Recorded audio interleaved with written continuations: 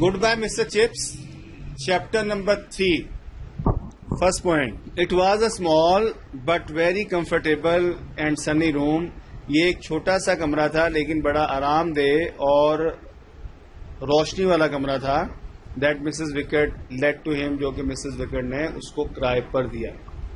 Dear students, اس میں word to let ہوتا ہے to give on rent, یعنی رینٹ پہ دینا.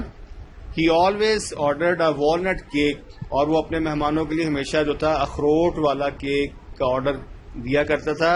with pink icing, جس کے اوپر گلابی رنگ کی کریم چڑھی ہوتی تھی.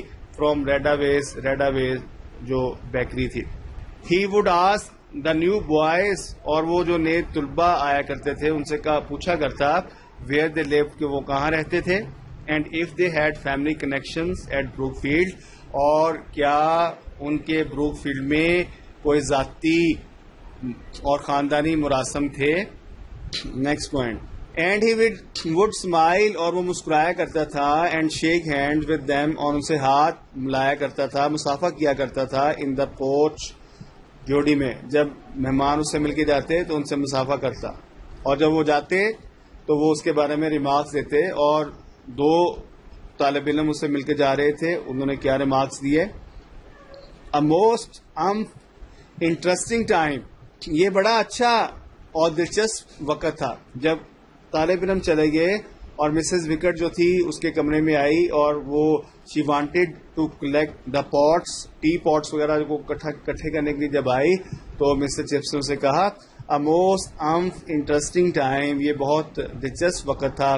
Mrs Wickett young Branksome tells me, نوجوان برینگسم نے مجھے بتایا that his uncle was major Collingwood, کہ اس کا چچا میجر کالن ووڈ تھا.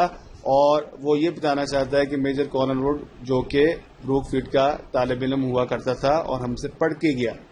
Mrs Wickett before she saved money, Mrs Wickett اس سے پہلے کہ رقم وغیرہ جمع کرتی، had been in charge of linen room at the school, وہ اسکول میں ہاسٹل کے اس کمرے کی انچارج تھی جس کے اندر چادریں وغیرہ بستر وغیرہ رکھے جاتے تھے.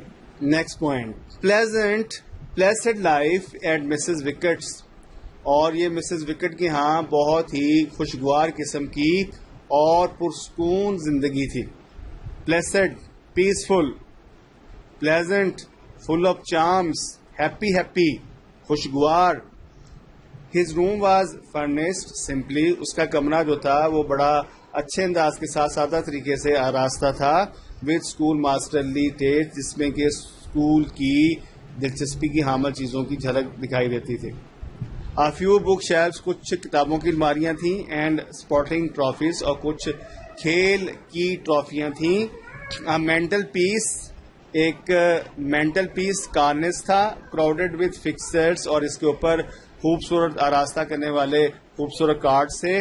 اینڈ سائن فوٹوگرافس، اور بوائز اور طلباء کی تصویریں تھیں جس پہ کہ ان کے سگنیچر تھے. اینڈ مین، اور اساتذہ وغیرہ کی. وان ٹرکی کارپیٹ، اور ایک پھٹا ہوا قالین تھا. بگ ایزی چیئرز، بڑی بڑی آرام دہ کرسیاں تھیں. پکچرز آن دا والز، اور دیواروں کے اوپر بڑی بڑی تصویریں آویزاں تھیں. Next point.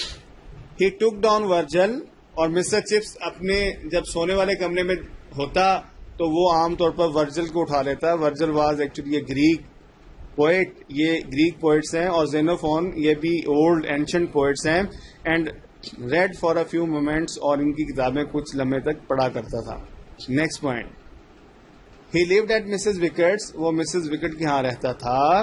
With his quiet enjoyment of reading and talking and remembering, اور وہ لطف اندوز ہوا کرتا تھا اپنے ریڈنگ مطالعے سے، ٹاکنگ گفت و شنید سے، گپ شپ سے، اینڈ ریمبرنگ، اور یا پھر ماضی کی یادیں یاد کر کے.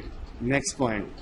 When the students went away, جب طلباء چلے گئے. After having a meeting with Mr Chips کے ساتھ ملاقات کرنے کے بعد. ون آف دیم کمنٹڈ، تو ان میں سے ایک نے یہ رائے دی. کیا کہا اس نے؟ کوائٹ اے کیریکٹر، بڑا شاندار کردار. The old boy, Mr Chips بہت شاندار شخص ہے.